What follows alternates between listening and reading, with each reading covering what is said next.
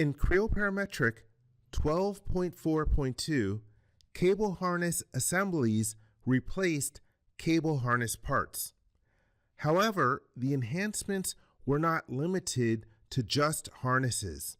Some of the previous cable assembly features became parts themselves. These include some of the cosmetics, such as markers. Let's create a marker in this assembly. First, let's jump over to cabling mode. I will go to Applications and then Cabling. Here we have the welcome message. I will click No because I don't want to go into the help. I have a top level assembly, and then here is the subassembly that contains the cable harness assembly. Let me activate the assembly, the subassembly, and then I will activate the harness itself. Now the various different commands in the ribbon are available to me. I will click on the marker command from the cosmetics group. The first thing I need to do is pick the placement. Let me click right in the middle of that bundle. And then here we have the length. I don't want it to be this long. Let me change the value. Let's make it 25, roughly about an inch long. I'll leave the offset value the same. We could choose to pattern this if we wanted to, but I'm fine with creating one for now. And then we can pick the spool that we want to use.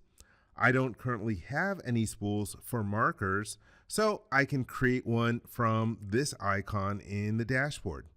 Here we have the Create Spool dialog box. There are two different subtypes, shrink or tube. I'll leave the value shrink. And then for the name of the spool, I'm going to call it marker shrink red. And here we have the create button. What you'll notice is that there is no create and add button. There's just a create button, and that indicates that this spool will reside in session only. So let's click the create button.